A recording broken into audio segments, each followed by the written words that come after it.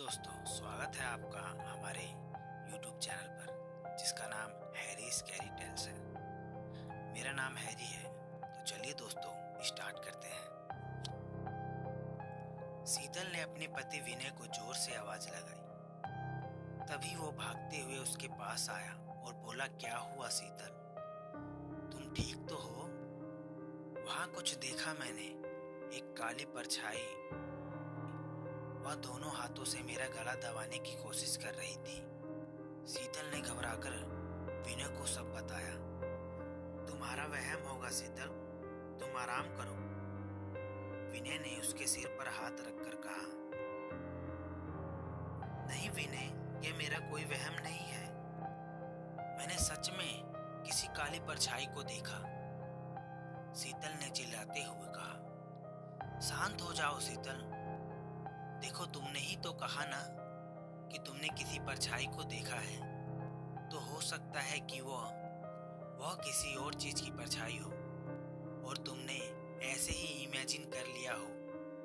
विनय ने शीतल को समझाते हुए कहा। हाँ शायद, कहकर शीतल वापस खाना बनाने में जुट गई। कुछ दिन बीत गए। शीतल को कभी वास्तविक में वह परछाई नजर आती तो कभी लगता कि यह उसका वहम है। मगर धीरे धीरे शीतल कमजोर पड़ने लगी थी। उसकी आंखों की तरफ काला घेरा पड़ गया था। लगता था जैसे वह कई रातों से सोई ही ना हो। उसकी यह हालत विनय से देखी नहीं जाती थी। उसने तय कर लिया था कि वह शीतल को वापस पहले जैसी शीतल बनाएगा। यह सोचकर वह उसे उसके भैया भाभी के घर लेकर चला गया। आओ शीतल, आओ विनय जी, आपका स्वागत है। शीतल का भाई मनोज ने अपनी बहन शीतल और उसके पति विनय का स्वागत करते हुए कहा। कैसी हो शीतल बेटा? मनोज की पत्नी सरिता ने पूछा। वह उसे बेटी ही कहती थी, कारण उसने शीतल को हमेशा एक बच्चे की तरह पाला था। शीतल बहुत छोटी थी जब उसके और मनोज के माता पिता इस दुनिया में नहीं रहे थे। तब से सरिता के लिए शीतल ही उसकी सबसे पहली संतान थी। शीतल ने मुस्कुराते हुए कहा, अच्छा हुआ भाभी जी। मनोज के दोनों बच्चे विशाल और पूजा अपनी बुआ को देखते ही उनके गले लग गए। वैसे भाभी, ज्योति के बिना घर एकदम सूना हो गया है ना? शीतल ने एक बंद कमरे की ओर देखकर कहा। हाँ शीतल, ज्योति बहुत याद आती है। आखिर कौन सी माँ अपनी आंखों के सामने अपनी बेटी की मौत देख सकती है? मगर मैंने सब देखा। आज 2 साल हो गए हैं उस हादसे को, मगर लगता है जैसे ज्योति आज भी कहीं से आ जाएगी और मम्मी मम्मी कहकर मेरे गले लग जाएगी। सरिता ने आंसुओं को रोकने का भरपूर प्रयास किया, मगर उसकी आंख भीगी गई। साथ ही साथ मनोज भी रोने लगा, अपनी बड़ी बेटी को याद करके। ज्योति मनोज और सरिता की पहली संतान थी। उसके बाद विशाल और पूजा आए। 5 लोगों के परिवार में सब बहुत खुश थे कि तभी उनकी खुशियों को किसी की नजर लग गई। एक दिन अचानक ज्योति ने विनय की सर्विस रिवॉल्वर से खुद को शूट कर लिया। 8 साल की बच्ची खुद को कैसे शूट कर सकती है? ज्योति को रिवॉल्वर चलाने कैसे आई? उसने ऐसा क्यों किया? ऐसे ही कई सवाल सबके मन में छोड़कर ज्योति दुनिया से चली गई, हमेशा हमेशा के लिए। कुछ देर बाद सरिता ने खुद को सामान्य किया। सब वापस हंसी मजाक करने की कोशिश करने लगे, क्योंकि इस वक्त शीतल का गिरता स्वास्थ्य उनके लिए सबसे ज्यादा जरूरी था। कुछ देर सामान्य बातचीत करने के बाद सरिता ने खाना लगा दिया, जिसके बाद सब अपने अपने कमरे में आराम करने चले गए। शाम को सरिता सबके लिए चाय लेकर आई थी। उसने एक एक कर सबको चाय दी।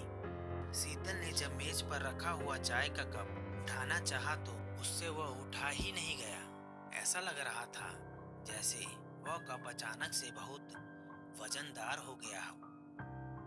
कोशिश के बाद भी शीतल से वह कप नहीं उठाया गया। क्या हुआ बेटा, चाय नहीं पीनी? उसके पास में ही बैठे उसके भैया मनोज ने पूछा। नहीं नहीं भैया, ऐसा कुछ नहीं है, चाय गर्म है थोड़ी, शीतल ने बात को टालते हुए कहा। वह किसी को कैसे समझाए कि चाय का कप अचानक से इतना भारी हो गया है कि उससे उठाया ही नहीं जा रहा है। लो अब ठंडी है, कहते हुए सरिता ने कप उसे पकड़ा दिया। शीतल आश्चर्य में रह गई कि जो कप उसे इतना वजनदार लग रहा था वह उसकी भाभी ने इतनी आसानी से कैसे उठा लिया। उसने कुछ नहीं कहा। कुछ देर बाद मनोज सबको पार्क लेकर जाना चाहता था, सो उसने सबको तैयार होने के लिए कहा। दोनों बच्चे खुशी खुशी तैयार हो गए। शीतल भी अपने कमरे में तैयार हो रही थी कि तभी उसे किसी की रोने की आवाज आई। वह समझ नहीं पा रही थी कि किसकी आवाज है।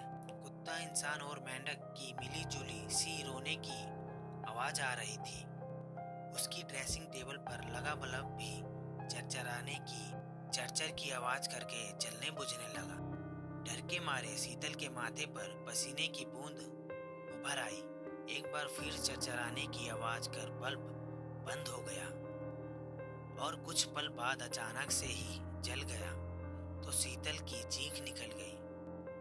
उसे आईने में अपने चेहरे की जगह वही काली परछाई नजर आ रही थी। वो भागकर कमरे से बाहर जाना चाहती थी मगर नहीं जा पाई। वह अपनी जगह से हिल भी नहीं पा रही थी। उसे अपने कोमल से हाथों पर कुछ महसूस हुआ और इसके तुरंत बाद उसे लगा जैसे कोई उसके कंधे पर बैठ गया हो। उसे लग रहा था जैसे वह उस वजन से धरती में घुस जाएगी। और तभी विनय दरवाजा खोलकर अंदर आ गया और उसके आते ही सब गायब, सब सामान्य हो गया। शीतल को बहुत हल्का महसूस होने लगा। तुम तैयार नहीं हुई? चलो बाहर, भैया इंतजार कर रहे हैं, विनय ने कहा।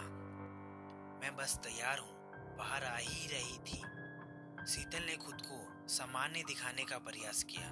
पार्क में पहुंचकर दोनों बच्चे तो मानो दुनिया से बेखबर होकर बस खेलते ही जा रहे थे और मनोज और सरिता एक बेंच पर बैठकर उन्हें प्यार से देख रहे थे। शीतल विनय के साथ बैठी हुई थी और दोनों बच्चों को देख रही थी कि उसे फिर से कुत्ते, इंसान और मेंढक से मिली जुली स्वर में रोने की आवाज सुनाई दी। उसने आवाज की दिशा में देखा तो डर से उसकी आत्मा कांप उठी। एक काली परछाई बरगद के पेड़ की आड़ से उसे ही घूर रही थी। वह मात्र एक परछाई थी मगर शीतल जानती थी कि वह परछाई उसे ही घूर रही थी। शीतल पसीने पसीने हो गई। विनय भी उसमें अचानक हुआ व्यवहार परिवर्तन से भौचक्क रह गया। शीतल को एहसास हुआ कि विनय उसे लगातार देख रहा है तो उसने वापस खुद को सामान्य किया। वह जानती थी विनय और उसके भैया अपनी अपनी दलीलें से यह बात खारिज कर देंगे कि वाकई कोई परछाई है जो उसके पीछे पड़ी हुई है। रात के करीब 8 बजे हुए थे। सभी लोग घर आ गए थे और खाना खा रहे थे। तभी किचन से बर्तन गिरने की आवाज आई। अब की बार वो आवाज पूरे घर ने सुनी। यह क्या हुआ? कहते हुए सरिता किचन की ओर भागी। वहां जाकर जो उसने देखा, इस बार उसकी भी चीख निकल पड़ी जो उसके गले में ही कहीं अटक कर रह गई। रसोई में कांच के सारे बर्तन टूटे पड़े थे। सारे अचार डिब्बे से बाहर जमीन पर फैले पड़े थे और सभी अचानक सड़ भी गए थे। एक काली परछाई धीरे धीरे उसकी ओर बढ़ रही थी और आकर बड़े सहन के साथ उससे चिपक गई। सरिता का सारा डर अचानक गायब हो गया और उसके डर के गायब होने के साथ ही वह काली परछाई भी गायब हो गई। सरिता वापस लौट आई और आराम से खाना खाने लगी। वह एकदम सामान्य थी, मगर उसे कुछ समझ नहीं आया कि अभी कुछ देर पहले हुआ क्या था। खाना खाकर सभी अपने अपने कमरे में चले गए। कुछ देर बाद ही पूजा और विशाल के कमरे से उनकी चीख सुनाई दी। जब वहां सभी पहुंचे तो देखा एक गहरी काली परछाई खिड़की के रास्ते से बाहर गार्डन में भाग रही थी और दोनों बच्चे डर के एक दूसरे से चिपट गए थे।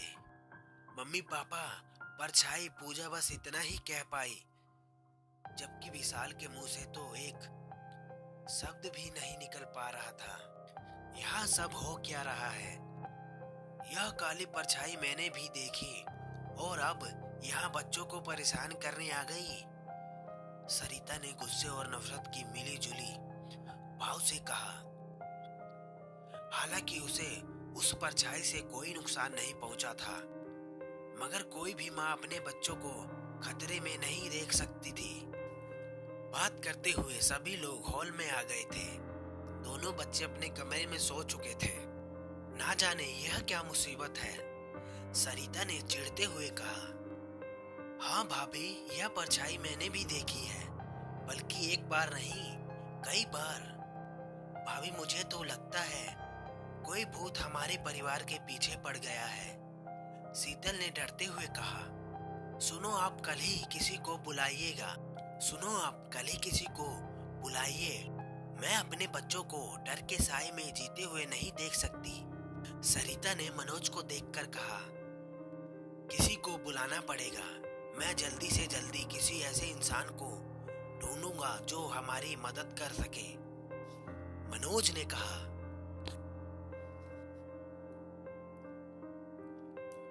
बस आज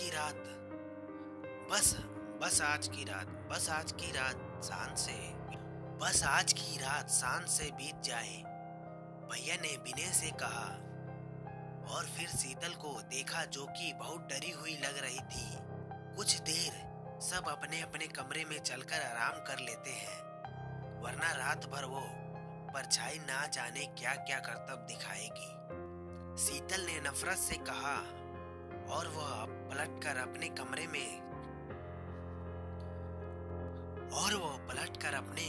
में जाने ही वाली थी कि तभी एक कोमल हाथ ने कठोरता से उसका हाथ पकड़कर अपने कमरे में जाने से रोक लिया।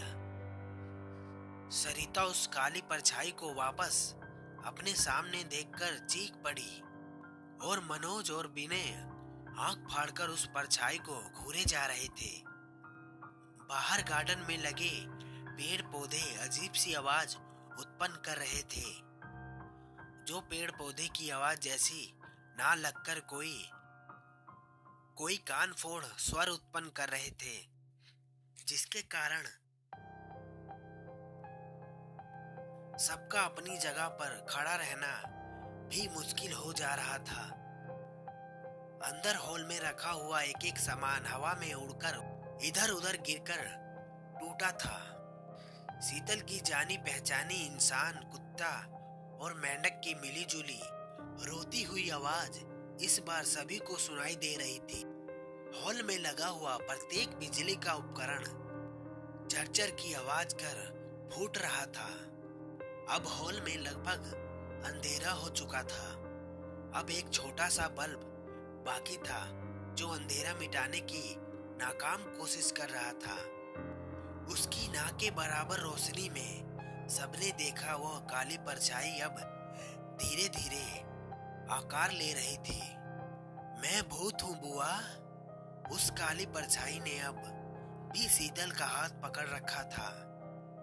उस परछाई ने इतने दिनों में पहली बार कुछ बोला था।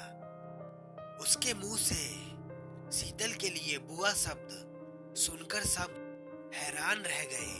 ज्योति ज्योति, शीतल कांपते हुए बस इतना ही बोल पाई। उससे थोड़ी दूर खड़ी सरिता को अब समझ में आ गया था कि थोड़ी देर पहले वो परछाई क्यों इतने सहन के साथ उससे जाकर लिपट गई थी। और क्यों उसके डरने के साथ ही वो गायब हो गई थी। वो अपनी माँ को डराना नहीं चाहती थी। अब सरिता को आ रहा था कि यह ज्योति ही थी, उसकी अपनी ज्योति जो थोड़ी देर पहले उसके पास आई थी। इसलिए उसके जाने के बाद सरिता उससे डरी नहीं थी, मगर इस बार शायद वो नाराज हो गई थी। जब सरिता ने उसे विशाल और पूजा के पास जाने पर गुस्से में उसे बुरा भला कहा था, वह तो अपने भाई बहनों को सिर्फ देखकर जा रही थी। बेटा, बुआ को क्यों परेशान कर रही हो? सरिता ने बड़े प्यार से ज्योति की काली परछाई से पूछा। मुझे पहचान गई बुआ? मेरी क्या गलती थी जो आपने मुझे मार दिया? ज्योति अभी भी काली परछाई के रूप में ही थी। उसने सरिता की कही बातों को नजरअंदाज कर दिया और शीतल को बिना आंखों के ही घूरते हुए कहा, मैं नहीं बेटा, मैं क्यों आपको मारूंगी? शीतल ने मिमियाते हुए कहा। बस इतना कहना था कि माहौल और अधिक डरावना हो गया था। अब चारों तरफ ज्योति के रोने हंसने और मुझे छोड़ दो बुआ की आवाज गूंजने लगी। मनोज, सरिता और विनय आश्चर्य में खड़े हुए थे कि ज्योति कह क्या रही है। काला जादू बुआ, उसे काला जादू बोलते हैं ना? ज्योति ने तीखी हंसी हंसते हुए कहा और विनय का गला पकड़कर उसे एक दीवार की ओर फेंक दिया। विनय शीतल की कमजोरी था। उसे ऐसे हाल में देख पाना शीतल के लिए असंभव था। मैं सब बताती हूँ, शीतल ने डरते हुए कहा और वो सब बताने लगी। आज से 4 साल पहले जब मेरी शादी विनय के साथ हुई थी, तब मैं बहुत खुश थी। एक आम लड़की की तरह मैं भी कई सपने लेकर उस घर में गई थी। मैं भी माँ बनना चाहती थी, मगर मेरे सारे सपनों पर उस दिन पहाड़ टूट पड़ा जब मुझसे डॉक्टर ने कहा कि मैं कभी माँ नहीं बन सकती। जहाँ विज्ञान खत्म होता है, वहाँ से अदृश्य शक्ति शुरू होती है। मैं एक तांत्रिक को जानती थी। उसी ने मुझे बताया कि मैं माँ बन सकती हूँ, मगर इसके लिए मुझे काली शक्तियों से समझौता करना होगा। उसने कहा कि अगर मैं अपने ही घर से किसी बच्चे की बलि दूं तो मैं माँ बन सकती हूँ। बस मुझे उस वक्त ज्योति नजर आई। तांत्रिक की भेजी हुई काली शक्ति धीरे धीरे उसे सहमित करने लगी थी और एक दिन जब वह पूरी तरह से उन काली शक्ति के वश में हो गई, तो उन काली शक्तियों से कहा कहने पर उसने खुद अपनी जान ले ली। आपकी रिवॉल्वर से, शीतल ने बेशर्मी की हंसी हंसते हुए कहा। और तुझे अपनी बेटी की तरह पाला था, पर तू तो नागिन निकली। तूने हमें ही डस लिया, सरिता ने कहा। ज्योति की काली परछाई ने शीतल का हाथ छोड़ दिया और वापस एक भयानक निराकार परछाई में बदल गई। हॉल में जल रहा एक लौता बल्ब भी फूट गया और अगले ही पल में रिवॉल्वर चलने की आवाज आई। फिर जब एक साथ उजाला हुआ तो शीतल जमीन पर मरी पड़ी हुई थी। तो कैसी लगी हमारी आपको स्टोरी? लाइक और कमेंट करके जरूर बताइए और साथ साथ में हमारे चैनल को भी सब्सक्राइब कर लीजिए।